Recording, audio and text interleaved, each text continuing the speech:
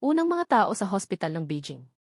Ang mga unit ay intensibong napakatahimik at makakarinig lamang ng paminsang-minsang ingay ng makina at ilang sindi ng mga ilaw. Isang lalaki na nasa kalahating gulang na may maputlang balat ang nakahiga sa kama ng ospital, may suot na oxygen mask, tila napakalakas. Pumasok ang isang doktor at isang abogado.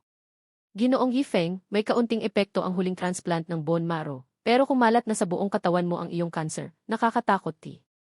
Nagdalawang isip ang doktor. Gaano pa katagal ang tatagal ko? Tanong ni Yifeng sa sarili ng may katahimikan, ang kanyang boses ay paos. Siguro ilang linggo baka isang buwan, tugon ng doktor. Sa ganitong maikling panahon lang, biniro ni Yifeng sa kanyang sarili, nag-aalinlangan sa masahol na sitwasyon. Ginoong Yi, inireklamo ka na ng inyong asawa, si Gen Luyao. Humihiling siya na hatiin ang karagdagang 500 bilyon mula sa iyong 800 bilyong mana. Ito ay sulat mula sa kanyang abogado. Iniabot sa kanya ang dokumento ng kanyang abogado. Si Luyao, ang kanyang asawa, ang kasamahan niya sa universidad, sila ay mag-asawa at 7 taon nang nagtagal. Noong gabi na siya ay na-diagnose na may huli ng yugto ng cancer, nagmadali ito at pumirma sa isang huling habilin. 7 taon nang nagsasama ang dalawa, at sa araw na iyon, sa wakas ay nakita niya ang tunay na mukha at ugali nito. Pera, lahat ay para sa pera, lahat ng damdamin at pagmamahal, lahat ay peke. Habang nakatingin sa sulat na natanggap, iminungkahi ng kanyang abogado na huwag ito maglalabas ng personal na ari-arian ng labis at naguluhan siya. Bumiro siya sa kanyang sarili, habang ang luha ay dumadaloy mula sa mga sulok ng kanyang mga mata. Matapos ang 10 taon ng pagnenegosyo at mahirap na pagtatrabaho, naipon niya ang halos 1 trilyon na kayamanan, na uwi siya ng walang tunay na nagmamahal at minamahal. Nakahiga sa kanlungan ng ospital na walang kahit na sinuman sa kanyang tabi ang tunay na pamilya o mahal sa buhay. Totoong kahabag-habag at trahedya. Ang realidad ay isang ilusyon, isang kawalan lamang. Abogado Zhou, sabihan mo siya na huwag siyang mag-alala sa perang ito. Ayon sa aking habilin, idodonate ang lahat ng aking ari-arian sa mga nangangailangan, lalo na sa mga liblib na lugar sa bundok, sa bansa, malamig na sinabi ni Yifeng. Sige po, Ginoong Yi. Sa ganap na kalaunan, Ginoong Yi, may isang babae na nagpakiusap sa akin na ibigay ito sa iyo kahapon. Inilabas ni Abogado Zhou ang isang kakaibang bagay mula sa kanyang bag, tila isang aklat. Itinaas ng doktor ang kama upang makaupo siya. Ginoong Yifeng, hindi na namin gagambalahin pa ang iyong pahinga. Umalis ang doktor at si Abogado Zhou sa silid ng ospital, at muling nagbalik ang nakakabinging katahimikan. Binuksan ni Yifeng ang isang aklat at nakakita ng isang nagingiti ang dyaryo sa loob. Binilang niya ang mga pahina at nakita ang pamilyar na pangalan, Gumuksi. Narito ka pala sa loob ng mahabang panahon, patuloy niya. 1978, March 11, masalimuot, si Yifeng na naman, walang awang sinira ang gulong ng bisikleta ko, nakakairita talaga. Maguguhit na nga ako ng tae sa kanyang bagpak. 2010, mahinang ulan, nakalimutan ni Yifeng dalhin ang kanyang payong kaya nabasa siya na parang isang nabasang daga, sobrang nakakatawa. Nagplanong magpalit ng kanyang mga desisyon ng lihim, at ginising niya ako ng kanyang Foshan Shadowless Kick, sabay-sabay kaming pumasok sa parehong universidad, pero nagdesisyon siyang umatras. Palagi na lang siyang nagkukwento tungkol sa kanyang kasintahan, nakakairita. Wah! Nakakainis talaga. Pinagpupuyatan ko siya. Baka nagde-develop na ako sa kanya? Nakakairita. Ngayon ang araw ng kanyang kasal, nais niyang dumalo ako, tumanggi ako, kahit nag-imbento pa ako ng palusot para lokohin siya, hindi ako dumalo sa kanyang kasal, iniwaksi ang natatagong pagmamahal. 2012, Enero 11, masalimuot, sinabi niya sa telepono na may cancer siya, terminal, parang bumabagsak ang mundo ko. 2012, Pebrero 2, mahinang ulan, wala siyang kamag-anak na pwedeng mag-bone marrow transplant, at sa kasalukuyan, nagkatagpo pa siya ay isang tugma, isang pagkakataong 1 sa 100,000, ito ba uri ng tadhana? Kung kaya ko siyang iligtas, tatanggapin ko ang anumang sakit at gastos, pati na ang aking buhay. Marahil hindi niya malalaman, tulad ng hindi niya malalaman na gusto ko siya. Lumuluha at bumulusok na luha habang inaalala ni Yifeng ang mga nakaraan, naglakad siya habang inaalala si Gumuksi, mga alaala niya kay Gumuksi na sa kanyang isipan ay tulad ng isang pelikula. Naglalaro sa putik noong mga bata pa sila, lumulangway sa ilog, pinapagalitan ng magkasama, akyatin ang bakuran ng kapitbahay para kuhanan ng itlog ang mga ibon at palayain ang malalaking asong dilaw ng kapitbahay. Pumasok sa eskwela ng magkasama, naglaro ng taguan, maglaro araw-araw, taon-taon at lumago bilang magkasintahan noong bata pa sila nakilala nila ang bawat isa. At dahil sa sobra silang magkakilala, lahat ng mga bagay ay ikinukwento niya ng walang pag-aalinlangan. Ngunit sa sandaling iyon ay kanyang naintindihan at napagtanto na pinalagpas niya ang tunay na tamang tao sa kanyang buhay. Ang maikling pag-iisip na ito ay naging isang habang buhay na panghihinayang. Sa sandaling iyon, isang walang hanggang alon ng panghihinayang ang umatake sa kanyang puso. Uhog, uhog. Ang matinding damdamin ay nagbigay sa kanya ng matinding ubo, may dugo na lumalabas sa kanyang bibig at siya ay nilalamig. Nag-umpisa nang nabuo ang kanyang pangunawa. Pakiramdam niya ang isang liwanag sa harap niya, isang malabong liwanag. Sabay-sabay niyang naramdaman na nawawala na ang kanyang pakiramdam, labas sa kanyang kontrol. Ganito ba ang magtatapos ang aking buhay? Gumuksi, patawad. Umaasa ako na sa susunod na buhay, ako'y maging muli mong kabataang kasintahan. Lumusong ang mga luha mula sa kanyang pisngi, habang pabagal na nagsarado ang kanyang mga mata. Yifeng, bumangon ka dyan. Gumising ka na, darating na si Gen Lao para sa klase. Isang mahinahon at nag-aalalang boses ang narinig niya sa kanyang mga tenga. Bigla na lamang nagbukas ang mata ni Yifeng at nakita ang silid-aralan, ang pamilyar na mga mukha ng mga mag-aaral. Bigla na lamang, isang malaputina na mukha na may napakalambot na pisngi ang lumitaw sa harap niya. Ang kanyang maitim, mahaba at magandang buhok na may nakadikit na palamuti. Naalis ang kanyang mga luha-luha sa mata at tumingin sa kanya. Ang kanyang magandang mukha ay sumisimbolo ng sigla, nagpapahiwatig ng magandang enerhiya na parang simula ng tagsibol. Gumuksi. Dilat na dilat ang mga mata ni Yifeng sa pag-aalinlangan. Ano ito? Hindi ba ako nasa intensibong unit ng pangangalaga? Patay na ba ako? Bakit mo ako tinititigan? Bumangon ka na agad, darating na si Gen Lao. Gusto mo bang parusahan ang seryosong tingin ni Gumuksi sa kanya? Ito ba ay isang panaginip? Pula ang mga mata ni Yifeng, ngunit hindi niya napigilang tumawa. Bigla niyang niyakap ng mahigpit si Gumuksi. Kahit pa ito ay isang panaginip, sapat na ito. Gumuksi. Nakakatuwa na makita ka, niyakap niya ito ng mahigpit, may halong luha sa kanyang mga mata at ngumiti. Ha? Anong kalokohan ang pinagsasasabi mo? Anong ginagawa mo? Napatawa sa kanya si Gumuksi. Ang pagyakap ni Yifeng kay Gumuksi ay tinupok ng pansin ng lahat sa klaseng iyon. Hindi na kita pababayaan muli, umiti si Yifeng, mahigpit na hinawi nito ang mga balikat ni Gumuksi. Ha? Bigla na lamang siyang lumapit at hinalikan niya. Ang buong klase ay nagulat sa sandaling ito. Lahat ay naguguluhan. Dilat na dilat ang mga mata ni Gumuksi, nakatigil sa kanyang kinatatayuan. Tahimik. Tahimik ang buong klase. Maririnig mo ang pagbagsak ng katahimikan. Ang bawat mag-aaral ay nanlaki ang mga mata sa pagkabigla at nakanganga ang mga bibig. Hindi makapaniwala. Hinalikan ni Yifeng ang napakagandang si Gumuksi. Diyos ko! Totoo ba ito? Nararamdaman ang init ng kanyang mga labi, sandali lamang na namangha si Yifeng. Ha? Paano niya nararamdaman ang tila isang panaginip? Binasa niya ang kanyang mga labi. Diyos ko, napakatamis nito. Parang isang panaginip. Hinawi ni Yifeng ang kanyang katawan at tumingin kay Gumuksi na ang pisngi ay pulang-pula na parang mansanas, at sinabi nito sa kanya na, hindi ito isang panaginip. Yay! Feng, habang namumula ang mga pisngi habang itinutulak siya at pinatikim ng isang textbook judo throw. Bang! Matindi ang pagbagsak ni Yifeng sa lupa, ang labis na sakit mula sa kanyang likod ang nagpabangon sa kanya.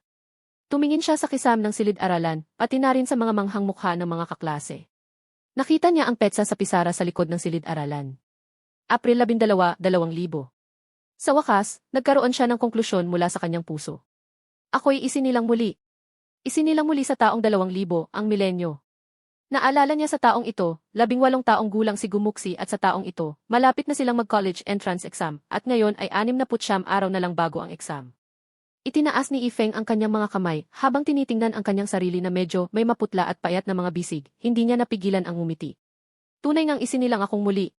Dahil binigyan ako ng langit ng isa pang pagkakataon sa buhay na ito, mabubuhay akong mas buo, nang walang pagsisisi. At hindi ko na dapat sayangin si Gumuksi muli. Yifeng, nawawala ka na ba sa tamang pag-iisip?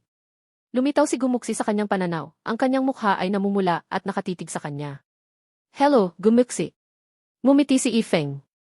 Napaatras si Gumuksi, anong hello, anong kahibangan ang pinagsasabi mo? Napaupo siya at sinikwat ang kamay ni Yifeng sa isang joint lock. Sabihin mo, bakit mo ako hinalikan kanina? Aray, pakawalan mo muna ako. Ikaw muna ang magsalita. Maraming tao ang nanonood, hindi ka ba nahihiya? Ikaw pakawalan mo muna ako. Iniinspeksyon ni Gumuksi ang silid-aralan at tunay nga, ang buong klase ay nakatitig sa kanila. Ang mga titig na iyon ay titig ng pagkabigla. Nakakakilabot ang mga titig na iyon, pilit niyang inilabas si Ifeng. Kung wala lang masyadong taong nanonood, tiyak na malalagot ka sa akin. Tumayo si Ifeng, huminga ng malalim at pinawi ang kanyang baywang. Ang dating hilig sa karate ni Gumuksi ay nandyan pa rin. Sabihin mo, bakit mo ako pinagsamantalahan? Winangis ni Gumuksi ang kanyang mga labi, na halos taranta. Maraming bagay ang gusto sanang sabihin ni Ifeng sa kanya, ngunit sa nakita niyang galit sa mukha ni Gumuksi ay napipi siya. Kung ipapahayag niya ngayon ng diretsahan, baka mawala pa ang isang kaibigan. Bagaman biro-biro lang ang pag-uusap nila, kapag umabot sa usapin ng pag-ibig, maaaring masira ang kanilang pagkakaibigan. Mula sa pagkabata hanggang sa mataas na paaralan noong mga panahong iyon ng kabataan at pagiging ignorante, hindi niya itinuring si Gumuksi na isang babae. Ganon din, tila hindi rin siya parang isang lalaki kay Gumuksi. Hindi niya alam ang iniisip ngayon ni Gumuksi, kung biglaan magbabago ang kanilang relasyon, hindi ba't magiging mali iyon? Sa kanyang iniisip, hindi ito kailangan sa ngayon, kailangan niyang maunawaan muna ang mga iniisip ni Gumuksi. Una naginip ako bigla kanina. Nag-iisa ka lang, at nahulog ka raw sa sapa, kaya sa sandaling iyon ay nais kitang sagipin at bigyan ng artificial respiration. Palusot ni Ifeng. Kinurot ni Gumuksi ang malambot na bewang ni Ifeng, ikaw ang nahulog sa sapa, itinulak kita. Pabiro ni Gumuksi, huwag kang mag-alala, sa panaginip, ililigtas din kita. Nanlaki ang mga mata ni Gumuksi, parang gusto na niyang itali si Ifeng. Biglang pumasok ang guro na si Zhaoxui sa silid-aralan. Klase, oras na para sa aralin. Nagtuturo si Guro Zhaoxui ng math, medyo matanda at mahigpit, kaya't natatakot sa kanya ang mga estudyante. Pribado nilang binigyan siya ng palayaw, Zhao Demon King. Walang magawang chismis ang mga estudyante tungkol kina Ifeng at Gumuksi. Ninisya ni Gumuksi si Ifeng at nagmadaling bumalik sa kanyang upuan. Nasa likuran ng kanyang upuan si Ifeng at naupo na rin siya. Feng, ang galing mo di. Hinalikan mo ang school flower, Gu. Tumango ang ulo ni Wang Ti, umingiti habang bumubulong. Iniwas ni Ifeng ang tingin sa simpleng mukha sa harap niya at mainingning na sagot, kitang-kita ang tapang ni Feng. Sana nga kalahati lang ng tapang ni Feng ang akin. Feng, dinakma mo ang school flower, siguradong malalaman ang heroic act na ito sa buong paaralan.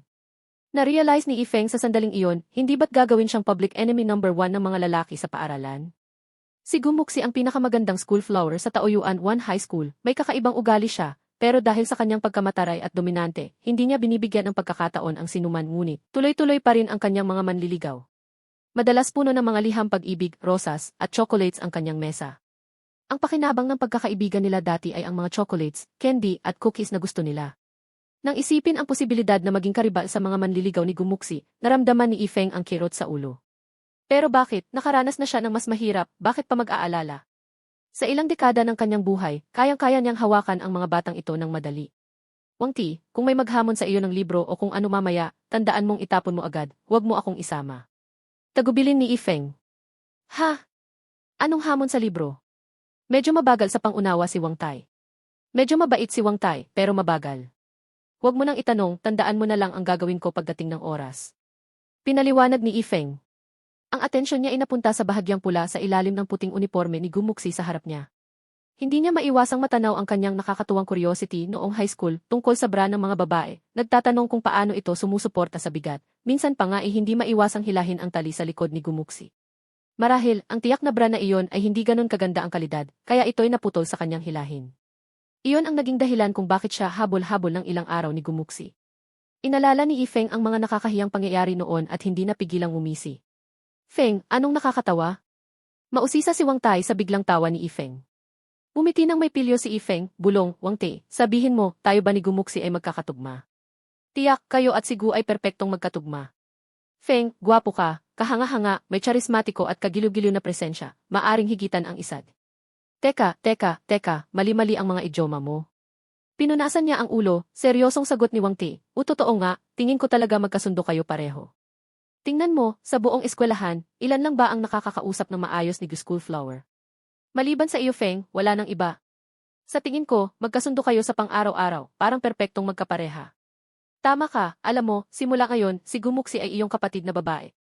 Hehe, Feng, subukan mo, baka may matutunan akong kwento sa pagpaparamdam kay Xuxiaoling. Sumang-ayon si Wang Tai. Si Xuxiaoling ay isang bulaklak sa klase, na may crush din kay Wang Tai. Sa panahon ng kabataang ignorante, sino ba namang hindi nagkakagusto sa isang tao? Ito ang pahiwatig ng kabataan. Walang problema, kaibigan kita, tutulungan kita ng buong puso. Tinapik niya sa balikat si Yifeng. Biglang may nagsalaksak ng tisa sa kanyang noo. Yifeng, nagtuturo ako at kayo'y nagchichismisan sa likod ko. Tumayo ka. Nakatitig sa kanya si Zhaoxui sa entablado, mariin niyang pinagagalitan. Guro, anong meron? Pinatalikod si Yifeng habang may tisa sa kanyang noo. Itinuro ang suliranin sa mat sa pisara, sinabi ni Zhaoxui, sagutin mo itong tanong. Kung ang komplikadong numero, phi katumbas equals, des panandang pandagdag 2, negatibo 3, panandang pandagdag, des panandang pandagdag 3, ay isang imahinasyong numero, ano ang tunay na numero na halaga ng is? Na habang kumukurap ang ibang estudyante sa kanya, marami sa kanila ay napipigilan ang tawa. Alam ng lahat na si Yifeng ay nasa top 10 sa humanities at math, pero sa kabaligtaran, sa ilalim, kaya't lahat sila ay nag-aabang sa kanyang kamalian. Dong-dong.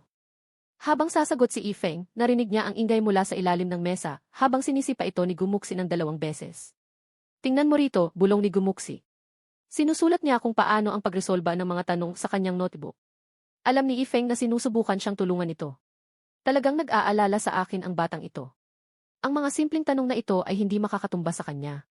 Tunay nga na mahina sa matematika si Yifeng bago ang pagsusulit sa kolehiyo, at upang makapasok siya sa Universidad ng Agham at Teknolohiya ng Guangxi, isang buwang pag-aaral, bago ang pagsusulit, nakakuha siya ng 503 puntos. Lumampas sa cutoff para sa mga universidad ng unang antas. Gayunpaman, inabot ng kaba Yifeng mula kay Gumuksi sa oras ng voluntaryong admission. Binago niya ito patungo sa Universidad ng Guangxi. Nag-major siya sa agham ng computer sa universidad na malapit at konektado sa matematika. Mahusay siya sa advanced mathematics, si panandang pandagdag, at antas ng Ingalls 6. Sa kabila nito, hindi iniisip ni Yifeng na isa siyang mangungunang mag-aaral, at hindi itinuturing na isa siyang natatanging mag-aaral ng kilalang universidad. Hindi makakatumba sa kanya ang mga simpleng tanong na ito. Bakit tahimik ka? Tila naputol ang dila mo. Hindi ka ba natutuwa kanina, saad ni Zhaoxun? Umiti ng bahagya si Yifeng, lumakad patungo sa entablado, at kumuha ng isang tisa para sumulat sa pisara. Solusyon, ang komplikadong numero, phi katumbas equals, des panandang pandagdag 2, negatibo 3, panandang pandagdag, des panandang pandagdag 3, ay purong imahinaryo. Nes panandang pandagdag 2, negatibo 3 katumbas equals 0, nes panandang pandagdag 3, 0. Isa uli ang a, phi, dahil katumbas equals 1. Guro, ang sagot ay 1, umiti si Yifeng. Tahimik ang silid-aralan, namamangha ang lahat ng estudyante. Pati si Gumuksi ay halos nagulat. Paano niya nahasa ang kanyang mga kasanayan sa matematika? Medyo labis ring nagtataka si Zhaoxun. Hindi niya inaasahan na magagawa ni Yifeng ang sagot. Nag-aral kaya ito ng maaga? Ahem, mabuti, tama ang sagot mo. Bumalik ka sa upuan mo at makinig ng mabuti sa klase, indikasyon ni Zhaoxun sa kanya na bumalik sa kanyang upuan. Ngumiti si Yifeng, guro. Bumalik siya sa kanyang upuan, nag-iisip sa kanyang sarili na ang kaalaman mula sa kanyang nakaraang buhay ay makabuluhan pala. Sa kasalukuyang kaalaman niya, madaling malampasan niya ang isang kolehiyo. Kung gagawin niya ulit ang pagsusulit sa kolehiyo, maaari niyang makuha ang unang pwesto. Iniisip ang paparating na pagsusulit sa kolehiyo sa loob ng 2 buwan, hindi mapigilang mapangiti si Yifeng. Astig mo Fengji. Akala ko magkakamali ka, sabi ni Wang Tai, na itinanong ang kanyang hinangaan. Hehe, wala lang iyon, wala lang, sabay ayos ng damit ni Yifeng. Sa sandali ring iyon, isang munting papel ang itinapon mula sa unahan. Ito ay isang sulat mula kay Gumuksi. Kinuha niya ito at binasa. May utang kang pabor. Mayroon ding isang larawan ng mukha na nakaguhit sa sulat. Iniisip ng batang ito na siya ang may gawa. Ito ay dahil sa aking sariling kakayahan, di ba? Ngumiti si Yifeng, pinilas ang isang piraso ng papel mula sa kanyang workbook, may isinulat ito, at itinapon pabalik sa kanya. Nahalata ni Gumuksi, pagkakita sa sulat, na mula, lumiit ang mga mata, at mukhang nahihiya. Si Wang Tai, na nakakita nito, nang mapaisip, nagtanong, Fengji, anong sinulat mo para kay Gu Campus Bell? Bakit nahihiya siya? Hehe, wala lang, muling sumandal si Yifeng sa kanyang silya. Sa kabilang dako, nakita ni Chen Jiajia, ang deskmate ni Gumuksi, si Gumuksi na namumula sa hiya at nagtatanong na parang walang kamuwang-muwang, Muksi, ano ang sinabi sa'yo ni Yifeng? Walang kwenta iyon, kakausapin ko siya pagkatapos ng pasok, na iba ang mukha ni Gumuksi. Palihim niyang binuksan ang sulat sa ilalim ng mesa. Bukod sa pagkakautang ko sa iyo ng pabor, may utang din ako na isang halik. Pwede mo itong kunin kahit kailan. Maghihintay ako sa'yo, walang hiya, may masamang gagawin ka sa akin, lagot ka sa akin mamaya. Pinunit niya ang sulat, ngunit nararamdaman niya ang kaunting kaguluhan at kakaibang bagay tungkol kay Yifeng ngayon. Mabilis na lumipas ang oras, at oras na para umuwi. Nagligpit na ng kanyang bag si Gumuksi at maagang umalis sa silid-aralan. Iniisip ni Yifeng na nahihiya ito sa kanya at ayaw siyang harapin. Nagdulot ba ng kahihiyan ang kanyang pang-aasar? Mukhang kailangang maging mas mahinahon siya sa hinaharap. Ayon sa kasabihan na ang galit ay dapat itapon. Kung masyadong siyang matapang baka ito ay magdulot ng gulo sa kanya. Tiezi, tara na, umuwi na, tinawag ni Ifeng. Sige, Fengji. Mabilis na inaayos ni Wang Tai ang kanyang mga aklat. Silang dalawa, kasama si Gumuxi, naninirahan sila sa parehong komunidad ng mga manggagawa. Ang ikatlong komunidad ng mga manggagawa sa planta ng bakal sa Guangxi. Ang ama ni Ifeng ay isang welder sa planta ng bakal at ang kanyang ina ay nagtitinda ng gulay. Ang ama ni Gumuxi ay ang bisedirektor ng planta ng bakal at ang kanyang ina ay isang clerk sa pabrika. Si Wang Tai naman, ang kanyang ina lamang ang nagtatrabaho sa logistics sa pabrika, habang ang kanyang ama ay isang lasinggero at nag-ubos oras sa labas. Matagal nang nagdiborsyo ang mga magulang niya, ngunit tuwing nalalasing o wala ng pera ang kanyang ama, palagi itong humihingi sa kanyang ina. Naalala ni Ifeng ang ilang sigalot ng kanyang mga magulang sa komunidad dahil dito. Pagkatapos ng pagsusulit sa kolehiyo, inilayo ng ina ni Wang Tai ang sarili mula sa komunidad ng mga manggagawa upang iwasan ang kanyang ama. Dahil dito, unti-unti nang nawala ng komunikasyon si Ifeng kay Wang Tai pagkatapos magsimula sa unibersidad. Isa itong nakakaawang dahilan para maputol ang ganoong magandang pagkakaibigan dahil sa pamilya. Dahil siya ay ipinanganak muli, hindi niya hahayaan na maulit ang ganitong pagsisisi muli. Silang dalawa ay umalis sa silid-aralan at dumating sa garahe ng bisikleta sa tabi ng playground ng paaralan. May mga Phoenix bikes na naroroon, isang permanenteng tatak. Ang bisikleta ni Ifeng ay isang lumang Phoenix na ibinigay sa kanya para sa kanyang ika-16 na nakaarawan, nagkakahalaga ng 180 yuan. Nang inaabot niya ito upang buksan at kunin, napansin niyang pudpud na ang gulong. Anak ng teteng. Sino ang sumira ng gulong ko? Nagkataon bang may kalaban agad? Nga, Ifeng, pudpud ba ang gulong ng bisikleta mo? Nakakapanghinayang naman, parang lalakarin mo na lang papunta sa bahay. Sumakay si Gumuxi sa kanyang bisikleta, nagpapanggap na napadaan lang. Nang marinig ang kanyang boses, sigurado akong siya ang sumira ng gulong ko. Hey, Fengji, bakit di ka na lang sumakay sa likod ko, ihahatid na lang kita pa uwi. Pinatungan ni Wang Tai ng upuan ang likod ng kanyang bisikleta. Hehe, ayos lang, sagot ni Ifeng. Nang bigla siyang tumalon sa likod ng bisikleta ni Gumuxi. Tara na, Gumuxi. Ang kapal mo. Bakit ka sumakay sa likod ko? Umalis ka. Hindi ako aalis, kakagatin mo ako. Dagdag pa ni Ifeng. Nagalit si Gumuxi at kita ang galit na mga ngipin. Eto. Hinablot niya ang mga braso ni Ifeng na tila kakagatin. Tinaas ni Ifeng ang kayang mga paa para maiwasan ang kagat at pasimpleng hinawakan ang baywang ni Gumuxi. Kahit anong subok na pagkagat ni Gumuxi ay hindi niya ito magawa. Di ba aso ka? Gusto mo akong kagatin? Buti na lang ay handa ako. Ngumiti si Ifeng. Bitawan mo ako. Bubulistahin kita ng patay. Nagbabanta si Gumuxi na mistulang seryoso at totoo ang gustong gawin ang sinabi. Pero teka, hindi ka ba natatakot na maraming nanonood? Hindi ako takot, makapal ang balat ko. Nagpakunwari si Ifeng. Pinaikot niya ang kanyang paningin, nararamdaman ni Gumuxi ang hindi komportableng tingin ni Ifeng. Umisi siya at sabi, pakawalan mo na ako. Sige, pangako ko, hindi na kita kagatin, ibiyahe mo lang ako pa uwi at pakakawalan na kita, iginiit ni Ifeng. Sino bang nagsabi sa iyo na ako ang sumira ng gulong mo? Ngumiti si Ifeng. Sige na, bilisan mo na, medyo pumayag si Gumuxi. Sa pangyayaring iyon, higit na napuno ng imahinasyon si Ifeng na pilit niyang pinipigilan, hindi ka ba natatakot sa paligid na makiramdam? Wala akong takot, may makapal akong balat, wika ni Ifeng. Sa pangulit niyang iyon, tumakas sila, nagtungo patungo sa bahay. Hinihintay kita. Teka, ako ba ang may gawa kaya? Si Ifeng ay umupo sa likod ng bisikleta ni Gumuxi at mahigpit itong yumakap sa kanyang payat na bewang gamit ang kanyang kaliwang kamay. Isang malamig na simoy ng hangin ang tagsibol ang dumampi sa kanilang mga mukha, dala ang amoy ng sariwang damo mula sa paaralan, nakakapresko at nakakabuhay. Ito ay tagsibol noong taong 2000. Nang amuyin niya ng mabuti, biglang napansin niya ang amoy ng buhok ni Gumuxi sa hangin. Gumuxi, anong brand ng shampoo ang ginagamit mo? Usisa ni Ifeng. Beflower brand, bakit? Mabango talaga. Kung gusto mong gamitin, sabihin mo lang. Tandaan mong ibalik pagkatapos mo gamitin, sinabi ni Gumuxi. Talaga? Hey, Yida Xiao, kailan ka pa naging magalang sa akin? Naalaala ni Ifeng at napagtanto na wala nga siyang paggalang dito at kailanman ay hindi siya naging magalang. Ang relasyon ng pamilya ni I at ng pamilya ni Gu ay laging maganda, magkaibigan ang ina ni Ifeng at ang ina ni Gumuxi. Kaya mula pa nung mga bata pa sila, madalas sumasama si Ifeng sa kanyang ina sa pamilya ni Gu at sila ni Gumuxi ay lumaki bilang magkakaibigan mula pa pagkabata. Gumuxi, 2 linggo na lang ay ika-18 kaarawan mo na, di ba? Ano sa iyo? May handa ka na bang regalo? Wala pa. Bakit mo tinatanong? Wala, natanong ko lang. Anong regalo ang plano mong ibigay sa akin sa aking kaarawan? Hehe, isang regalo na tiyak na magugustuhan mo. Kite, hindi ako naniniwala. Magkasama tayo mula pa noong bata, akala mo ba hindi ko alam ang mga gusto mo? Huwag mo ako bababaan ng tingin. Ano nga? Mga eroplano. Ano? Bakit sa akala mo gusto ko ang mga eroplano? Dahil mayroon ka ng runway. Ha? Yifeng. Bilisan mong mag-ikot ng 360 degrees na walang paggalaw at lumayo ka dito. Ano? Biglang huminto si Gumuksi, sinusubukan niyang itapon si Yifeng. Ngunit matatag na hinawakan ni Yifeng ang kanyang baywang gamit ang parehong kamay, nag-ugnay sa dalawa. Dapat sabihin ang maliit na bewang ni Gumuksi ay tunay na manipis at napakasarap sa pagkakahawak. Kung muling makagawa ka ng paraan para mawala ang pasensya ko, itatapon na kita, reklamo ni Gumuksi, hindi napapansin ang mga kamay sa kanyang baywang, tila sanay na.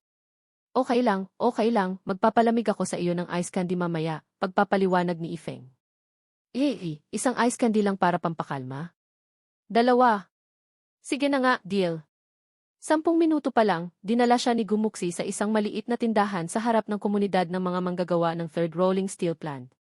Tita Wang, gusto ko ng 2 ice candy, sigaw ni Gumuksi sa loob ng tindahan. Lumilingon si Yifeng at nakita si Wang Tif, na nasa likod lang, sumigaw, Tita Wang, dagdagan mo pa ng 2, 4 na lahat. Lumabas mula sa loob ang isang babae na nasa kalasag na damit, ngumingiti. Gumuksi Yifeng, wala na kayong paso. Tita Wang, masunuri na sabi ni Gumuksi. Kuha ni Wang Lanhua ang 4 na ice candy mula sa freezer, ibinigay kay Gumuksi. Kinuha ni Gumuksi ang 2 para sa kanya at ibinigay ang 2 para kay Yifeng. Kakayanin mo bang kainin ang 2 nang hindi sasakit ang tiyan mo? Kutya ni Yifeng. Iningatan ni Gumuksi ang kanyang bahagi na parang mahalagang ari-arian, tinitigan siya ng masama. Pakialam mo ang iyo, wag ang sakin. Mamaya kunin mo rin ang sakin. Fengji, tawag ni Wang Tif, na itinigil ang sasakyan sa gilid. Tais, tamang-tama ka, ito'y galing sa akin, maluwag na alok ni Yifeng. Salamat, Fengji, sabay tapik niya sa balikat. Nakatayo ang 3 ito sa harap ng tindahan habang kumakain ng ice candy. Tiningnan ni Yifeng si Gumuksi, nakikitang pino nitong nilalamas ang ice candy gamit ang kanyang rosas na dila, lubos niyang ikinatuwa ito. Alaynan. May mga mapanligaw na nais na dumaan sa kanyang isip. Huwag ka masyadong magmadali, i-enjoy mo ng dahan-dahan, tumawa si Yifeng. Gusto ko itong paraan ng pagkain at gusto ko ring umunguya, sabi ni Gumuksi, nagpapakita ng kanyang 2 maputlang mga pangil habang may malaking kagat sa ice candy, halos 3 minuto lang ay agad niya itong nalantakan. Sa di malaman ng dahilan, parang nagmamalasakit si Yifeng sa ilalim. Ang 2 ice candy ay agad na naubos ni Gumuksi at tila hindi pa rin siya kontento, tahimik niyang tinitigan ang natira pang kalahati ng ice candy sa kamay ni Yifeng nang may kaba. Bakit ka ba nangangalabit? Itinaas ni Yifeng ang kilay. Bigyan mo ko ng kagat, isa lang, dinilaan ni Gumuksi ang kanyang labi, para siyang mapaminsalang pusa. Nakagat ko na yung ibabaw, babala ni Yifeng. Hindi bale, kakagatin ko ang ibaba. Sige, kakagatin ko na to, hindi ako natatakot. Ikaw anong takot mo? Sagot ni Gumuksi ng may kumpiyansa. Yifeng. Kailan? Nangyari na ba iyon? Nakalimutan ko na yata. Sige na nga, haha, bibigyan kita ng isang kagat, pero huwag ng malaki. Ibinigay ni Yifeng ang ice candy sa kanya. Kumain ni Gumuksi ng 2 malalaking pakagat, halos kalahati na ng ice candy ang nalantakan niya, natira na lang ay kaunti. Okay, tapos na ako, eto na ang iyo, ngiting binabalik ni Gumuksi ang ice candy sa kanya, tapos sumakay sa kanyang bisikleta at biglang umalis. Hawak ni Yifeng ang natira sa kanyang kamay habang nagulat. Gumuksi, maghintay ka lang dyan. Kinagat niya ang natira, itinapon ang pingga at humabol kay Gumuksi. Naiwan na lang ang balat at si Wang Tif sa likod. Matapos ang ilang sandali, bigla namang napagtanto ni Wang Tif at sumigaw, Ay, Fengji, hindi ka pa nagbabayad. Hindi inaasahan ni Yifeng na siya ay tatanungin ni Gumuksi sa huli, matapos ang maraming pagpapaliwanag at pangako na hindi niya aapihin si Gumuksi, sa wakas ay napawi niya ang mga pangamba sa ina nito. Pagbalik sa bahay, pumunta si Meng Xiaoyun sa kusina upang magluto habang nanatili si Yifeng sa living room. Ang bahay na ito ay hindi malaki, ito ay isang tirahan na ibinigay ng 3 rolling steel mill para sa manggagawa, may 2 kwarto, isang living room at 80 square meters. Sa paligid ng living room, lahat ng mga wooden table at upuan ay hindi bago, nagpapakita ng mga bakas ng mga pag-aayos na ginawa ng ama ni Yifeng. Ang set ng fabric na sofa sa living room ay ibinigay lang mula sa bahay ni Gumuxi. May sapin na gawa ng kanyang ina para mapanatili itong malinis. Sa gitna ng living room, may malaki at luma na 21-inch second-hand Hitachi Color D na parisukat ang hugis. Binili ito ng ama ni Yifeng sa halagang 800 yuan mula sa isang flea market. Malaking halaga na iyon para sa kanya sa panahon na iyon, kung iisipin na kumikita lamang siya ng 700 yuan kada buwan. Ito ang tanging electronic appliance sa bahay. Maliban sa pagkabit ng kanilang mga larawan ng kasal at mga sertipiko ni Yifeng sa mga dingding ng living room, wala nang iba, tunay na simple. Ang mga dekorasyon sa buong bahay ay simple lang ngunit maaliwalas. Alam ni Yifeng na hindi gaanong may kaya ang pamilya, talagang mahirap.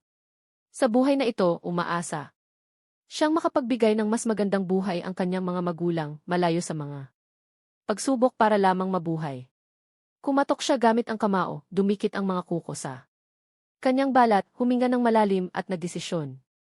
Inay, itay, sa buhay na ito, hindi ko kayo pahihintulutan na magkaroon ng anumang pagsisisi. Hindi ko kayo hahayaang umaasa at iiwan zero. Aking gagamitin ang aking mga kamay upang kayo ay protektahan mula sa mga hirap at unos. Binuksan ni Yifeng ang gihi, ngunit kumakain ito ng panandali ang static, kaya hindi ito makapanood. Mukhang kailangan itong ayusin. Pumunta siya sa kwarto ng kanyang mga magulang upang hanapin ang toolbox. Matapos ang kalahating oras, si Meng Xiaoyun mula sa kusina ay nakaririnig ng mga ingay mula sa living room mga pagkiskis. Anak, anong ginagawa mo? Sumigaw si Meng Xiaoyun mula sa kusina, ngunit walang sagot. Labis siyang nagtaka. Inihawi ang kanyang mga kamay, pinunasan ito sa kanyang apron at lumabas ng kusina. Anong ginagawa mo? Nakita ni Meng Xiaoyun ang mga kalat na jihi kasama ang mga parte sa sahig ng living room at siya ay nagulat. Inay, inaayos ko ang DC, sagot ni Yifeng, nakatuon sa gawain. Bagamat isang graduate ng computer science mula sa Guangxi University, ang pag-aayos ng mga computer at pagdidisenyo ng AC boards ay isa lamang sa kanyang propesyonal na mga kakayahan. Sa dati niyang buhay, kaya niyang ayusin ang mga komplikadong motherboards ng mga computer, kaya't ang pagsasaayos ng isang lumaat pasiglang home appliance tulad ng DC ay madali para sa kanya. Ano? Inaayos mo ang DC? Bata kang pasaway, mas mahusay na huwag mong sirain iyan. Kung malalaman ng tatay mo, tiyak na papaluin ka niya. Nagulat, sinubukan kaagad ni Meng Xiaoyun na pigilan siya. Paano? Marunong ka, isang senior high school na hindi pa nagtatapos sa pag-aayos ng DC. Bilisan. Muna, tigilan mo na, malapit nang umuwi iyon. Hehe, inay, okay lang ako, humalakhak si Feng at sinabi, tapos na. Tapos na? Ilagay mo na iyan pabalik, mabilis, mariin na sabi ni Meng Xiaoyun.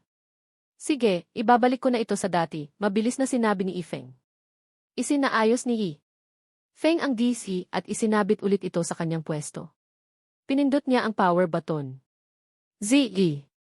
Nag-flash ang DC at umilaw na may kulay na muli sa screen.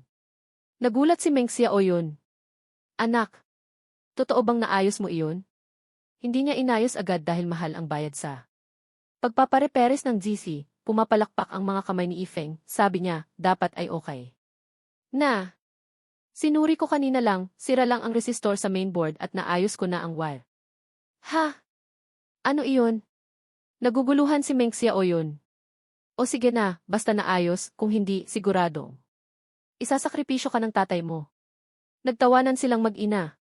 Dahil natapos na ang pag-aayos ng Ihi at hindi na kailangang gumasto sa pagpapagawa. Tunay na masaya si Meng Xiaoyun.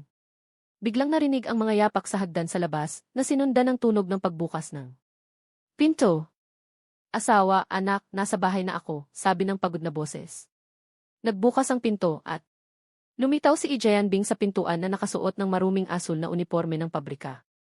Magulo ang kanyang buhok at ang asul na kulay ng uniforme ay halos hindi na makita sa dibdib. Itay, nasa bahay ka na, masaya na bati ni Yifeng. Si Ijayan Bing nasa kanyang Apat na po pero tila laging napapagkamala ng mas matanda dahil sa kulubot na buhok sa mga tabi at ilang wrinkles sa kanyang maitim na mukha, binati ang kanyang anak na lalaki ng pagod. Nangiti, kinailangan kong magtrabaho ng kaunti ng huli bago umuwi. Asawa, handa na. Ba ang hapunan? Gutom na ako, tanong niya. Halos, magigisa lang ako ng dalawang putahe. Maghilamos ka muna, tingnan mo ang mga kamay mo, ang itim-itim parang uling biro. Ni Meng Xiaoyun. Sige, maghihilamos na ako, ngumiti si Ijayanbing, binitiwan ang kanyang buri na suot at pumunta sa banyo upang maghilamos. Pansamantalang, napansin niya ang palabas sa GE na may sindang sunog sa drama na Palace Lyrics of the Great Song Dynasty. Ha? Bakit gumagana ulit ang GE? Hindi ba sira iyon? Asawa, naayos mo ba? Tanong niya na. Naguguluhan. Ang mayabang na sinabi ni Meng Xiaoyun ay, iyong anak lang, siya ang nag-ayos. Ano? Ang aming anak ang nag-ayos, hindi makapaniwala si Jianbing na. Tiningnan si Yifeng. Sa di makapaniwala, hinalikan niya ang balikat ng kanyang anak, isang pag-udyok, anak, mag-aral kang mabuti, pumasok ka sa kolehiyo sa hinaharap, huwag kang gaya ko na walang edukasyon. Kapag nakakakita ang mga magulang ng anumang progreso sa kanilang mga anak, sila ay labis na nalulugod at natutuwa. Hehe, swertehan lang. Modestong sagot ni Yifeng. Lumapit si Ijayanbing, hinaplos ang kanyang balikat at pinalakpakan siya, magaling ka, anak. Ikaw ay isang henyo. Sa hinaharap, siguradong hihigitan mo ako. Labis na excited si Ijayanbing. Hehe, swerte lang, modestong sagot ni Yifeng. Nagsama-sama silang lahat upang kumain ng hapunan ng sabay-sabay. May isang kalderetang lugaw, 2 putahe ang inihain. Isang plato ng stir-fried ng isang gulay na nagpapahiwatig na ito ay ang mga nalalabing tangkay dahil wala ng malambot na dahon. Ang isa pang plato ay ampalaya na may hiniwang karne, may mga 19 na piraso ng karne na may kabuang 2 yuan. Tiningnan ni Yifeng ang mga putahe at napagtanto sa unang pagkakataon na hindi gaanong may kaya ang kanilang pamilya. Anak, kumain ka na. Bakit ganyan ang titig mo? Kumain ka pa, mukhang payat ka ngayon, sabi ni Meng Xiaoyun. Naglalagay sa kanya ng karagdagang karne. Kumain ng isang lagok ng alak ang kanyang ama. Itinulak patungo kay Yifeng ang karne at nagsimulang kumain ng ampalaya. Ang ampalaya ay medyo maluto ngayon, magandang pagkakaihaw, asawa, papuri ni Ijayanbing. Habang tinitingnan ni Yifeng ang tagpo at napaluha siya. Ang pakiramdam na mahalaga ka sa inyong mga magulang ay lubos na nakaantig sa puso. Sa parehong pagkakataon, siya ay nangilid sa lungkot sa kanilang simple at mahirap na pamumuhay. Inay, itay, itinataas ko ang aking kamay. Aking itinatatak na pangako ko na kayo ay mabubuhay ng may magandang buhay sa hinaharap. Ipinapangako ko iyan. Matapos na kumain ni Yifeng ay bumalik siya sa kanyang kwarto upang tapusin ang takdang aralin na ibinigay ng guro ngayon. Binuksan niya ang kurtina ng bintana at sumigaw patungo sa kabilang bahagi, gumuksi, gumuksi. Binuksan din ang kurtina sa kabilang bintana at lumitaw si Gumuksi sa likod ng bintana. Parehong pamilya ang nakatira sa parehong palapag at ang kanilang mga disenyo ay eksaktong magkaiba. Ang mga bintana ng 2 kwarto ay nakaharap sa isa't isa na may distansya ng mga 5 metro. Ano ang gusto mo? Tanong ni Gumuksi habang nakalukot ang kanyang mga bisig. Wala lang, gusto ko lang makita kung kumain ka na. Ngumiti si Yifeng. Kumain na ako ng maaga, magpapatuloy na ako sa aking takdang aralin ngayon. Nagbalik si Gumuksi sa kanyang mesa, ngunit hindi niya isinara ang kurtina. Umupo rin si Yifeng at mula sa anggulong iyon, nakikita rin niya ang loob ng kwarto. Sa sandaling iyon, nakita niya na siya ay may sinusulat sa kanyang mesa. Tunay nga na nagsusulat si Gumuksi pero hindi tungkol sa takdang aralin, kundi sa kanyang diary. Sa Abril 12, 2000, si Yifeng talagang nagsimulang dumating sa akin at sa harap pa ng buong klase. Talagang binibwisit niya ako. Pero pagkatapos ng eskwela, tinusok ko ang gulong ng bisikleta niya, sulat niya, na maihalos nakangiti sa kanyang mga labi. Ang eksena ng pagbigay ng halik sa kanya sa buong araw ay nagpapaulit-ulit sa kanyang isipan. Ang eksena na ito ay paulit-ulit na bumabalik sa kanyang isipan na nagdudulot sa kanya na mawalan ng pokus sa kanyang takdang aralin buong araw. Sinadya ba iyon ni Yifeng? Bakit niya ako biglang hinagkan? At simula ngayon, ang kanyang tingin sa akin ay iba, hindi tulad ng dati. Tumagilid si Gumuksi, ang kanyang baba sa mga kamay, sa pagmamasid sa puting pader, nawawala ng malay sa kanyang iniisip. Sa isip ni Yifeng, lumitaw ang tanaw ng kanyang magaspang na mga binti na kumukaway sa ilalim ng mesa. Maaari bang may gusto sa akin si Yifeng? Biglang sumulpot ang isang kaisipan sa kanyang isipan, ngunit agad niya itong binaliwala. Imposible, paano siya magkakagusto sa akin? Ang alam lang niyang gawin sa akin ay asarin ako buong araw. Ah, Chiu! Sino ang nagsasabi tungkol sa akin? Bigla na lang bumahing si Yifeng. Tumingin siya kay Gumuksi sa kabilang bintana. Gumuksi, malamang binubugbog mo ako ng patago. Ha, paano mo nalaman? Pumihit si Gumuksi ng ulo. Yifeng! Siya nga ang batang iyon. Ngayong silang dalawa lamang, bakit hindi ko muna subukan ang kanyang iniisip? Inilapit ni Yifeng ang isang upuan sa gilid ng bintana at kumaway sa kanya. Gumuksi, lumapit ka rito. Bakit? Lapit ka, mag-usap tayo. Tumambad si Gumuksi, ngunit dahan-dahan niyang inilapit ang isang upuan sa gilid ng bintana at umupo. Sige, anong gusto mo pag-usapan? Tinungo ni Yifeng ang kanyang mga kamay sa bintana at nagtanong, curious ako tungkol sa isang bagay. Sa 3 taon ng high school, wala bang nanliligaw sa'yo? Wala, ang pangisi ni Gumuksi ng may pagmamalaki. Anong klase ng lalaki ang gusto mo? Hindi ko alam, walang partikular na pagkakakilanlan, pero marahil ay isang gwapo. Tulad ko. Hindi ba mas makapal ang balat mo sa Izagid, di ba? Hehe, sabihin mo sa totoo, mayroon ka bang standard sa boyfriend mo kagaya ng sa akin? Namula si Gumuksi sa kanyang mga salita, hindi. Tunay nga na iniisip niya ang tanong dati, kung ano ang itsura ng kanyang boyfriend kung sakali na meron siya, ngunit kahit paano karamihan sa mga gwapong mukha na naisip niya, walang nagugustuhan doon na masaya sa kanya kumpara kay Yifeng. Inaakala pa nga niya na baka ito dahil sa magkasama sila ng matagal. Napatigil sila ng magkasama, ang kanyang estetikong pananaw ay limitado. Magdamag, siya ay nangamba tungkol dito. Wala ka bang kaunting imahinasyon sa tungkol sa isang boyfriend, ang pagtataka ni Yifeng? Hindi, gusto ko lang mag-aral ng mabuti at makapasok sa magandang pamantasan ngayon. Makakatulong ba ang isang relasyon sa college entrance exam? Seryosong tugon ni Gumuksi. Medyo nagkaroon ng sakit ulo si Yifeng. Ang pananaw ni Gumuksi ay malinaw. Hindi ito dapat minamadali ang pagkuha sa kanya, kailangan itong pag-isipang mabuti. Kailan ba siya nagsimulang magkagusto sa akin? Noong kanyang nakaraang buhay. Pakiramdam ni Yifeng ay pumasok siya sa isang madilim na lugar. Hindi malinaw, hindi maunawaan. Ang puso ng babae, may kadiliman na kasing lalim ng Mariana Trench. Malamang ang iniisip ni Gumuksi ay mas malalim pa. Yifeng, tinawag mo ako rito upang pag-usapan lang ito. Hindi ba pwedeng magtanong rin ako sa iyo? Nakaangat si Gumuksi sa bintana. Go ahead. Ano ang standard mo sa iyong girlfriend? Para sa aking hinahanap na girlfriend, dapat siya ay 1.65 metro ang taas, nagbubuhat ng mga 80 pounds, size 32 ang sapatos, mahilig magtali ng buhok na ponytail, maputi ang balat, at maganda. Tumatawa si Yifeng. Nakangisi si Gumuksi, Yifeng, marami ang iyong mga gusto. Sa tingin ko wala masyadong mga tao sa mundo na kagaya ng standard mo. Baka mas mabuti pang maghanda ka na maging binata habang buhay. Marami. Hindi naman talaga. Dagdagan ko pa ng isa, dapat mayroon siyang dugong isi. Dugong o, namangha si Gumuksi, biglang napagtanto na ang mga ito ay mga sukat niya rin. Hey, ikaw Yifeng, kinakantiyawan mo ba ako? Nalaman niya sa wakas na ang mga kondisyon ni Yifeng ay tumutukoy sa kanya. O, hindi ba't mayroon pa dyan na talagang may gusto sa akin? Niayos ni Yifeng ang kanyang buhok. Nangumuso si Gumuksi, Vicky, ang tanga lang ang magkakagusto sa iyo. Sa palagay ko tanga ka rin. Mag-adjust na lang tayo sa isa't isa. Lumayas ka, binaba ni Gumuksi ang kortina, natapos ang kanilang usapan.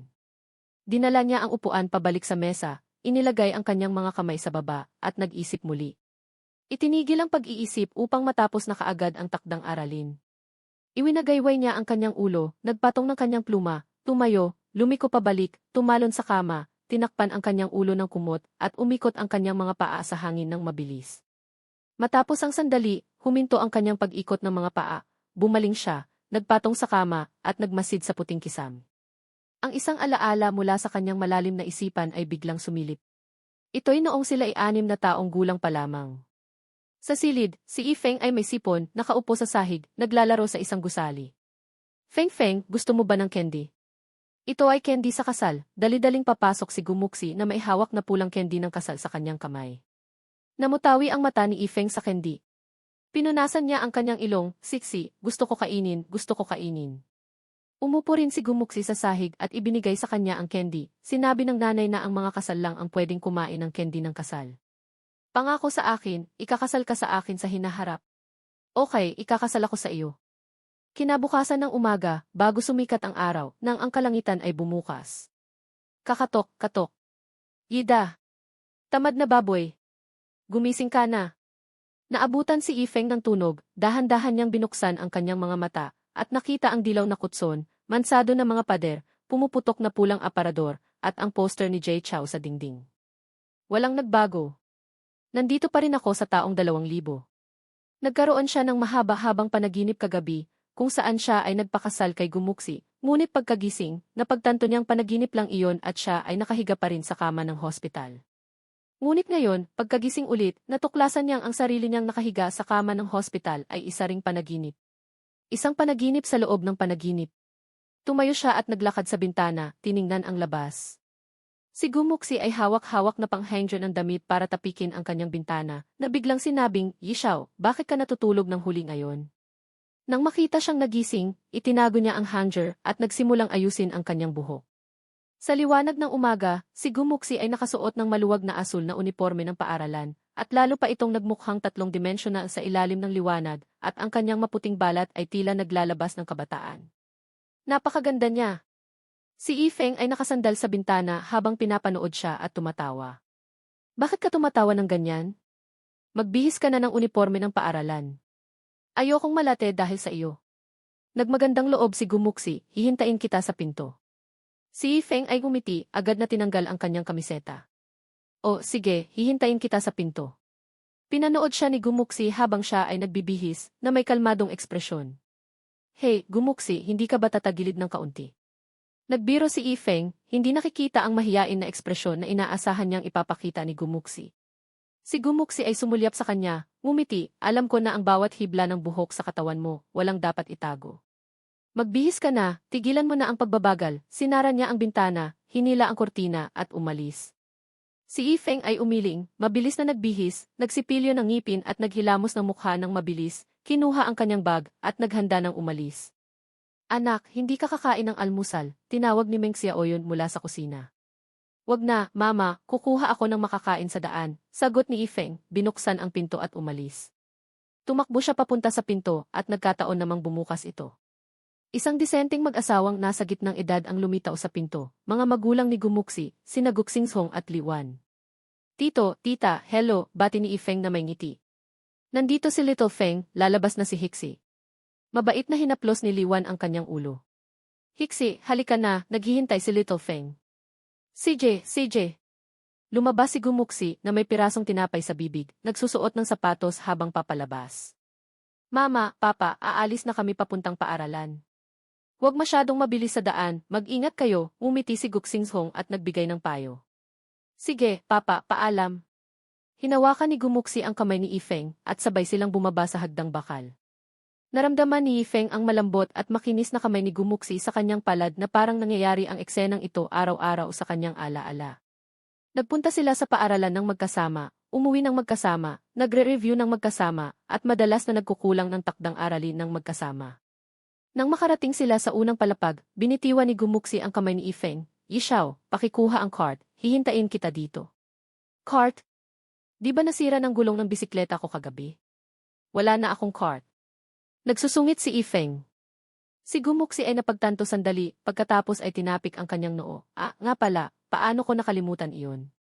Ngunit pagkatapos ay tinakpan ang kanyang bibig na parang naisip na nakalimot siya. Ayos, ikaw nga talaga, sabi ni Ifeng na may pang-asar, pagkatapos ay sumakay sa likod ng bisikleta. Hanggang sa maayos ang bisikleta ko, ihahatid mo muna na ako sa paaralan ngayon, hehe. Gumuksi di ba? Kaya huwag mo akong ginagalit, okay ba? Hindi kita isasakay. Pabiro ni Gumuksi. Kung ako kaya ang magdadala sa iyo, itinaas ni Ifeng ang kanyang kilay. Ayos lang sige. Umiling si Gumuksi na may kasiyahan. Sumakay si Ifeng sa bisikleta, inihanda ni Gumuksi ang kanyang palda at umupo ng patagilid sa likod na upuan, humawak sa kanyang baywang. Sige, ayos na ako, tara na. Mas mabuti pang hawakan mo ang aking baywang para sa katatagan. Ayokong gawing iyon. Sumulyap si Ifeng sa kanya, pagkatapos ay dinagdagan ang pedaling ng bisikleta, biglang bumilis. Sa biglaang pagbilis, sumigaw si Gumuksi habang ang kanyang ulo ay bumangga sa kanyang likod. Pagkatapos ng biglaang pagbilis, biglang pumreno si Ifeng na nagresulta sa pagbagsak ni Gumuksi sa kanyang likod. Bakit ka biglang nagpreno? May lubak sa unahan, hindi ko ito nakita. Sabi ko sa'yo, hawakan mo ako ng mahigpit. Ipinaliwanag ni Ifeng. Si Gumuksi ay nagalit sa kanya, niyakap ang kanyang baywang mula sa likod. Sige, okay, tara na. Naramdaman ni Ifeng ang init mula sa kanya, ang malambot na pakiramdam sa kanyang likod, na parang mga langgam na gumagapang sa kanyang puso. Pumiti siya, sige, Miss Gu, tara na. Si Ifeng ay sumakay sa isang pink na bisikleta para sa babae, na may Gu, ang diyosa ng paaralan, sa likod niya, na humahakot ng pansin sa mga dumaraan. Ang mga sulyap ng mga nanonood ay nagpakita ng kaunting gulat at inggit. Ang mga taong nasa gitnang edad ay maaaring mag-isip, gaano kahusay maging bata. Gumuksi, busog ka na ba sa isang piraso ng tinapay? Ano sa tingin mo? Kaya't kumain tayo ng pork offal noodles. CJ. Sa daan patungo sa paaralan, sa isang kalsadang may traffic lights, may isang tindahan ng noodles, ang kanilang paboritong lugar para sa mas magandang almusal. Itinigil ni Yifeng ang bisikleta at tinawag ang may-ari sa kusina, boss, 2 mangkok ng pork offal noodles. Sige, sandali lang. Isang matandang may-ari sa 50 taon na may kalat-kalat na puting buhok ang lumabas sa bintana at nakita silang dalawa, tinanong na may ngiti, ano ang gusto niyo ngayon, isa na may bituka, isa na may atay, tama ba? Boss. Sagot ni Ifeng. Dahil maaga pa, at kakaunti ang mga tao na pumapasok sa trabaho, 7 o 8 customer lang ang nasa tindahan. Agad nilang natanggap ang kanilang noodles. Nagbayad si Ifeng, 3 yuan para sa isang mangkok, kaya 6 na yuan para sa dalawa. Ang paggastos ng 6 na yuan ng sabay ay medyo magastos para kay Yifeng ngayon. Kinuha niya ang mga noodles, at si Gumuksi ay kumuha ng 3 yuan, ibinigay ito sa kanya, at pagkatapos ay kumuha ng mangkok. Subukan mo lang na lokohin ako. Sinusumpa ko sa iyo, pinakita ni Gumuksi ang kanyang mga ngipin at halos maabot na siya nito. Sinunggaban ito ni Ifeng at mayabang na sinabi, magaling. Magaling. Medyo matalino. Huwag masyadong excited, nasa harap tayo ng publiko at maraming tao sa paligid, hindi magandang gumawa ng eksena dito. Pag-uwi na lang natin ay pwede mo nang gawin ang mga gusto mo, Gumuksi. Loko ka. Mabaho kang Yifeng ka, lagot ka sa akin pag-uwi natin. Hindi niya matiis na gawing katawa-tawa ang sarili sa publiko. Kung maraming tao sa paligid, pipiliin niyang pagtiisan ito at hanapin ang tamang pagkakataon para maghiganti. Seije. Tama na ang kalokohan, kumain ka ng mabilis at pumasok sa paaralan. Kung mahuhuli ka, magiging problema yan, umisi si Ifeng. Agad na natapos mag-almusal ang dalawa at sumakay sa kanilang mga bisikleta, nagmadali papuntang paaralan. Bago pa man makarating sa gate ng paaralan, maraming mga mag-aaral sa daan. Ring ring ring D. Mga kaklase. Makikiraan na lang po. Pinatunog ni Ifeng ang kampanilya ng bisikleta at malakas na sumigaw. Agad itong nakapagdulot ng pansin sa maraming mga mag-aaral sa daan. Oy, hindi ba si Schoolflower iyon? Ang saklap. Sino yung kasama ni Schoolflower na lalaki sa bisikleta papuntang paaralan? Hindi, saan nanggaling ang mga ito? Schoolflower. Sila ba? Nasasaktan ang puso ko. Ay, hindi. Ang aking Diyosa. Sa buong paglalakbay, tila naririnig ni Ifeng ang tunog ng mga puso ng mga lalaki na nasasaktan. Ang pakiramdam na ito medyo cool. Pero hindi komportable si Gumuksi na tinititigan ng maraming tao. Bakit ba nagkakagulo? Mag-ingay ka ng kaunti. Natatakot ako na makabangga ng tao, naintindihan mo ba iyon? Hinatid ni Yifeng si Gumuksi papunta sa parking shed at nadaanan si Wang Tai na naghahakot rin ng kanyang bisikleta. Bumaba ito sa bisikleta at bumati, Tiezi, magandang umaga. Umaga, Fengj. Yung popsicle kahapon. Hey, wag mo nang banggitin yan, masakit sa damdamin ang panghihingi ng pera. Hindi ba tayo magkakapatid? Siyempre, ikaw ang aking Fengj, magpakailanman. Mabuting kapatid, hindi mo ako nililinlang, Tiezi. Talagang mapagkakatiwalaan ka. Naman, ako si Wang Tai. Walang magagawa, ngunit alam ko kung paano maging tapat. Habang buhay tayong dalawang magkapatid, walang kailangang sabihin pa. Hey! Nauuhaw na ako. Ito ba yung Wang Zai milk? Fengge, gusto mo bang tikman? Hey, hindi rin maganda ito, pero kinuha ito ni Ifeng, inikot ang ulo at uminom ng malalim at malaking lago. Nakakapagod magbisikleta. Matapos uminom nito ay ibinigay pabalik ni Ifeng ang bote kay Wang Tai. Masarap talagang kapareha ito sa uhaw. Ais na muna ako, okay? CJ. Habang nakatindig ay nagulat si Wang Tai sa kinatatayuan niya. Nang lumakad papalayo si Ifeng ay napagtanto niya ang lahat. Inikot ang bote. Ito'y wala ng laman. Ang Wang Zai ko. Nakita ito ni Gumuxi at napatakip sa kanyang bibig na may ngiti. Masamang itlog talaga si Ifeng. Sumunod siya agad dito, hinabol si Ifeng. 2 buwan na lang bago ang pagsusulit para sa college entrance exam. Karamihan ng asignatura ay nakaayos na, at ang nalalabing panahon ay batay na lamang sa pagsasanay at sariling pag-aaral. Bawat linggo, may 2 pagsusulit ng pagsasanay, at pagkatapos ng 2 klase ng sariling pag-aaral ngayon, ang natitira pang oras ay para sa mga pagsusulit. Pagkatapos ng mga pagsusulit ng pagsasanay, naintindihan rin ni Ifeng ang kanyang mga kahinaan. Maliban sa math at English, kung saan siya ay kumpiyansa sa pagkuha ng perpekto, nakalimutan niya ang maraming mahahalagang punto sa ibang mga asignatura. Mukhang kailangan niyang mag-review pa sa wika, pisika, at iba pang mga asignatura. Nagsusumikap na maalala ang lahat ng mahahalagang punto bago ang pagsusulit para sa college entrance exam at naglalayon na makamit ang mga napakagandang resulta upang pasayahin ang kanyang mga magulang. Matapos ang pagsusulit, ang huling klase ay sariling pag-aaral. Binuksan ni Ifeng ang ilang ginusot na isayuan bills mula sa kanyang bulsa, iniisa-isa ang mga ito, at napagtanto na mayroon na lamang siyang 8 yuan na natitira ngayong buwan. Ito'y hindi sapat para sa pagbili ng regalo sa kaarawan para kay Gumuxi. Bagamat maangas at mayabang sa labas, mayroon ding mga pangarap si Gumuxi tulad ng ibang babae at gusto niya ng mga cute na manika at mga laruang hayop. Mas lalo rin niyang gusto ang malaking pato na laruan, isa sa mga malalaking laruang pato na kasing taas ng isang tao. Ngunit ang isang malaking laruang ito ay nagkakahalaga ng higit sa 100 na yuan. Ang 100 yuan ang napakalaking halaga para sa isang ordinaryong tao sa panahong ito. Fengge, ilang beses mo nang naisa-isa yan, ano ba ang gusto mo? Hindi tataas yan dahil sa pagbibilang. Pinunasan ni Wang Tai ang kanyang ulo, nalilito. Matapos ang isang sandaling taimtim na pag-iisip, tinanong ni Ifeng, Tiezi, gusto mo bang kumita ng pera? Naman, pero hindi papayag si mama na magkaroon ako ng trabaho. Sinasabi niya na dapat akong mag-focus sa pag-aaral para sa pagsusulit sa unibersidad at huwag maghanap buhay. Sagot ni Wang Tai, may pangamba sa kanyang mukha. Pagkatapos ng klase, samahan mo ako sandali, hanap tayo ng trabaho. Pinalo ni Ifeng ang kanyang balikat, seryosong nagsalita.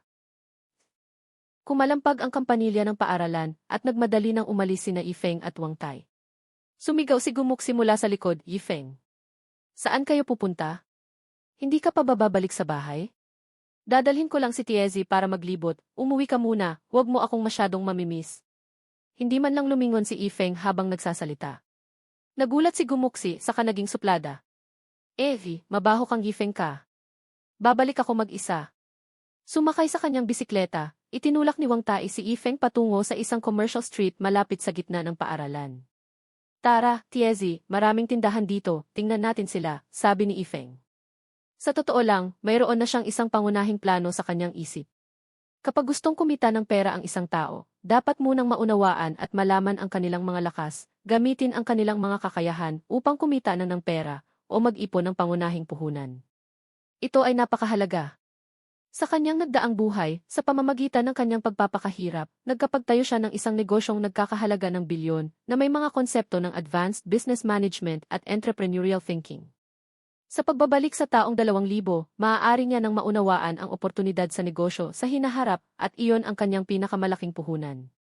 Pagkatapos umalis sa isang kumpanya ng gaming computer, itinayo niya ang isang laro kasama ang kanyang AV, naging katrabaho, na nakuha ng isang kumpanya ng gaming sa ilalim ng Peng-in Group na nagbigay sa kanya ng kanyang unang kayamanan. Ito ang isang tipikal na halimbawa ng pag-ipon sa mga pangunahing puhunan sa pamamagitan ng mga personal na kasanayan at kakayahan. Sa tulong ng pangunahing puhunan na ito, itinayo niya ang kanyang sariling kumpanya ng laro at nagsimula sa landas ng pagkakampanya.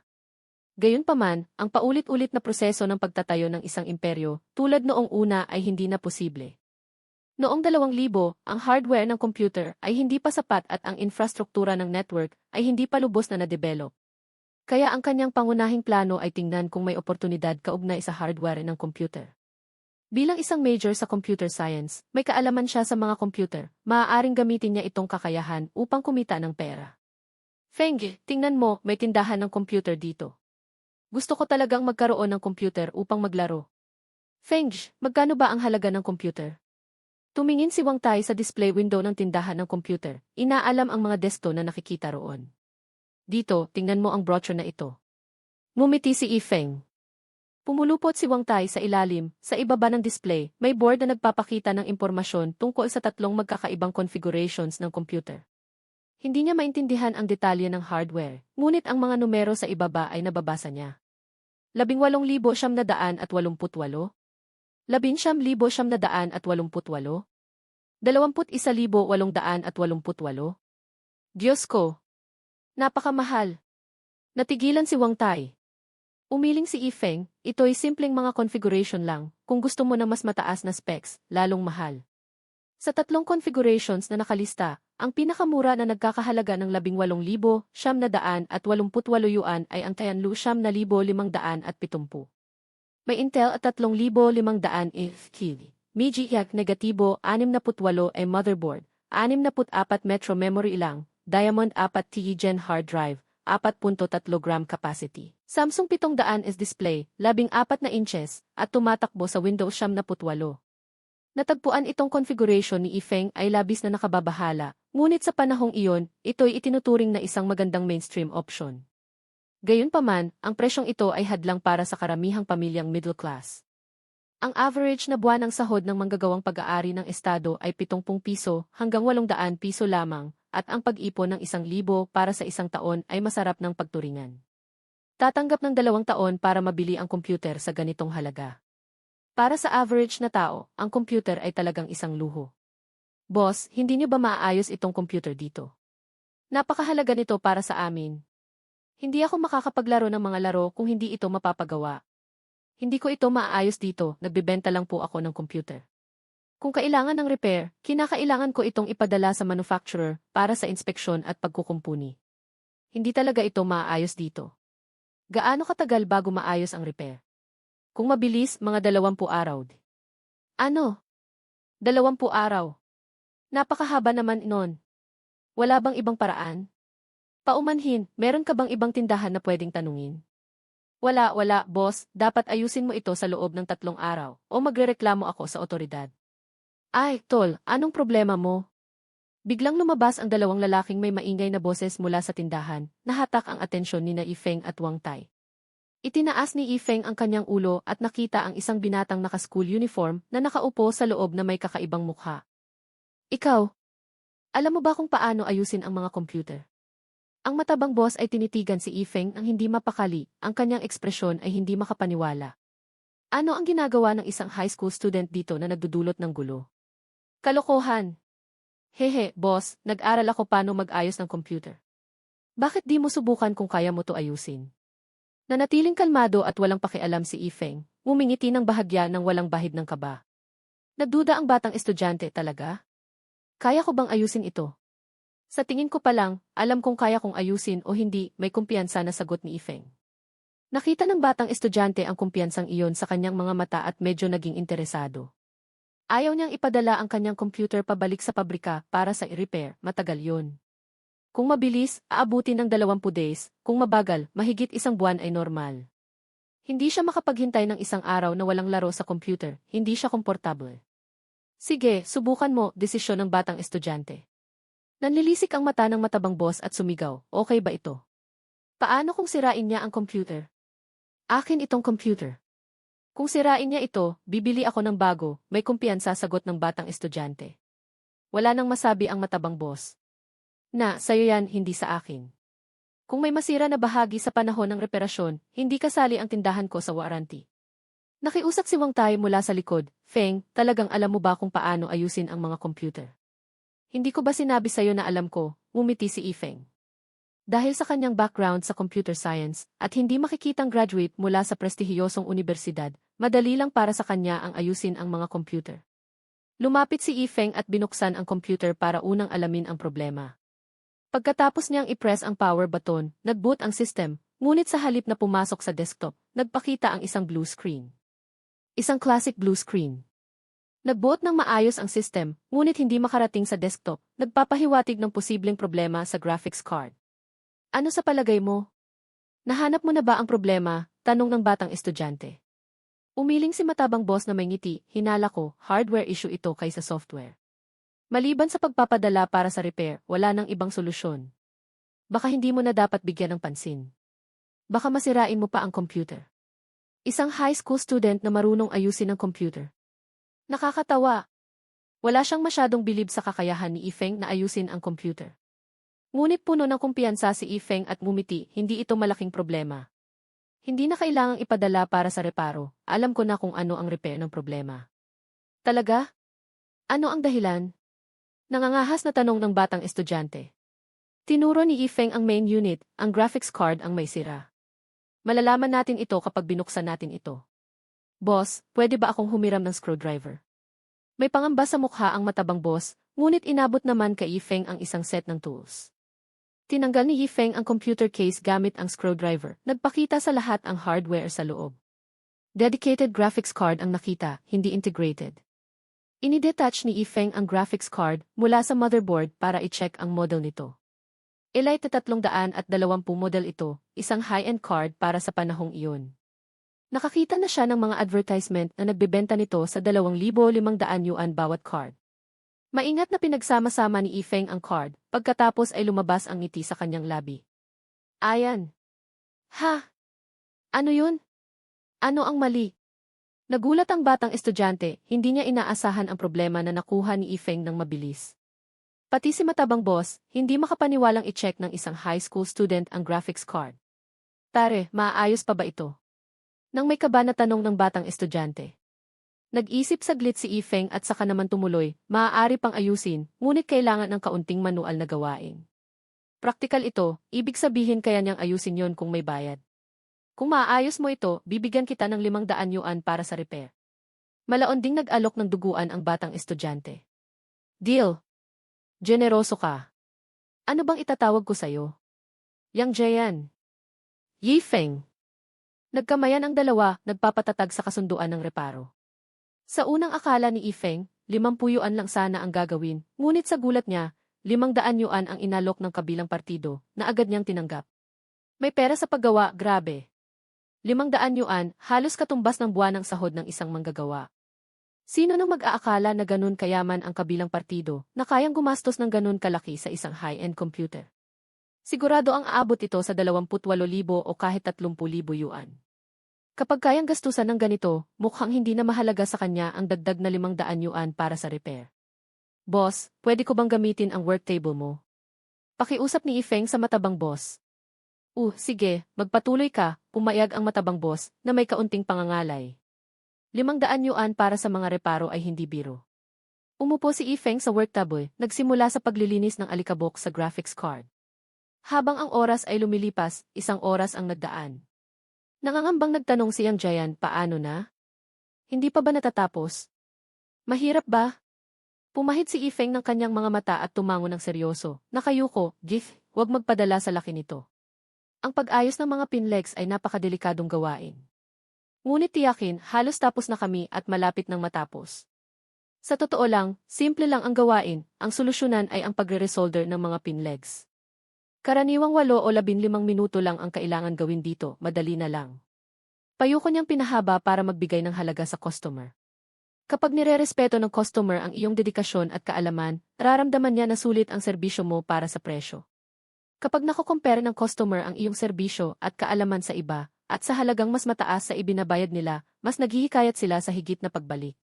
Ganito rin ang ginagawa ng mga traditional Chinese medicine practitioners na mas pinipili ang holistic na therapy sa halip na simple na masahe dahil sa malaking halaga na babayaran nila. Matapos ang pagpamumuni-muni, tumayo na si Yifeng at nagsabing, maayos na. Ilalagay na natin ulit. Galing. Sigaw ni Yang Jayan. Puno ng pag-asa habang pinapanood si Yifeng na ibinabalik ang graphics card, saka pinower up para itest. Nasa saktong oras, nagpakita ang monitor ng Windows 78 desktop. Gumagana na. Gumagana na. Haha. Nagpapasalamat ako. Salamat sa iyong pagtatrabaho. Pinahawakan niyang Giant kay Yifeng ang kanyang mga kamay ng may emosyon.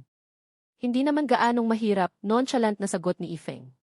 Karagdagan pang sinabi ni Yang Giant ng seryoso, pare, hindi ko inaasahan na may ganun kang kakayahan. Kahit high school student ka lang, naayos mo ang computer ko sa loob ng 1 oras. Labis sa aking inaasahan. Walang kailangang ibalik sa pabrika. 1 oras lang ang ginugol mo. Sulit ang perang ginastos ko. Binuksan ang kanyang bulsa, nagpakita ng dami ng pera, mga 2 o 3,000 yuan. Bumilang ng 600 yuan, ibinigay niya kay Yifeng, medyo mababa ang 500 yuan. Dagdagan ko pa ng 100 yuan dahil sa iyong paghihirap. Haha, generoso, Ginoong Yang. Mumiti si Yifeng, di mapigilang matuwa. May pera na, may pera na. Ito'y 600 yuan. Halos katumbas ng sahod sa 1 buwan ng ordinaryong manggagawa. Dahil naayos na ang computer, uwi muna ako upang maglaro ng maglaro, sabi niyang Giant ng masaya, nakangiti sa pag-aasikaso ng computer. Ingat, Boss Yang, umiti si Yifeng habang pinapanood niya itong masaya na dala ang computer. Di nagtagal, pumasok sa tindahan ang isang lalaking nasa wastong edad, naka-Amerikana, may maitim na balat at dala ang natitirang monitor. Si Wang Tai, na nagmamasid sa pinto, ang nakakita kina Yang Giant at sa lalaking nasa wastong edad na sumasakay ng Peugeot. Ano ba ito, Feng Jie, sa Peugeot pa ang gagamitin para lumabas, at mukhang driver pa yung isa. Anong klaseng pamilya ito, ang nasabi ni Wang Tai, namamangha din at naiinggit. Malamang kumikita sila sa pagmimina, o baka may minahan sila sa bahay, sagot ni Feng nang hindi masyadong pumapatol habang binibilang ang pera sa kanyang kamay, inaamoy ito pagkatapos ng bilang. Talagang masarap ang amoy ng pera sa kanya. Bagets, magaling ka, lumapit ang matabang boss ng may ngiti sa mukha. Iniligay ni Yifeng ang pera sa kanyang bulsa, tumingin sa kanya, at mumiti, okay lang, boss, masyado kang mabuti. Napansin ni Yifeng sa hitsura nito na may hinihingi ang boss. Sanay na siyang hinahanapan ng tulong, sa mundo ng negosyo, ito'y kung ikaw ay nagtatanong sa akin o ako naman ang nagtatanong sa iyo. Hindi yan masyadong papuri. Magaling ka talaga. Ipapakilala ko ang sarili ko. Ako si Zhao Xingye, tinatawag nila akong si Lolo Zhao. Ito ang aking business card. Ako ang may-ari ng tindahan ng computer na ito, abot sa kanya ni Zhao Xingye ang kanyang business card. Kinuha ni Yifeng ang card at nakita ang Tiguang Xingye Technology Co., General Manager, Zhao Xingye. Sa likod, nakalista ang pangunahing saklaw ng negosyo, representasyon ng iba't ibang mga brand ng computer at pag-a-assemble ng kabuuang mga sistema ng computer. Isinabit ni Yifeng ang card sa kanyang bulsa, ngumiti, Ginoo Zhao, bigyan natin ng punto, mas maganda para sa negosyo. Nang kabahan si Zhao Xingye, hindi inaakala ang mahinahon at composed na pag-ugali ni Yifeng. Isang high school student nga ba ito? Bakit parang mas kilala niya ang mga pangyayari at may kaalaman? Hayaan mo na. May kakaiba ka talagang talento. Ligsat, dire-diretsahin ko na. Nakita ko kung gaano kagaling sa pag-aayos ng graphics card kanina at nagawa mong isolder ang mga pins nang hindi kailangan ng magnifying glass. Mas mahusay ka pa sa mga taga-ayos ng pabrika. Madalas pumupunta sa akin ang mga tao na may computer na kailangang ayusin at dahil hindi ako makagawad. Iniisip ko na magkasundo tayo para palawakin ang business sa tindahan na ito.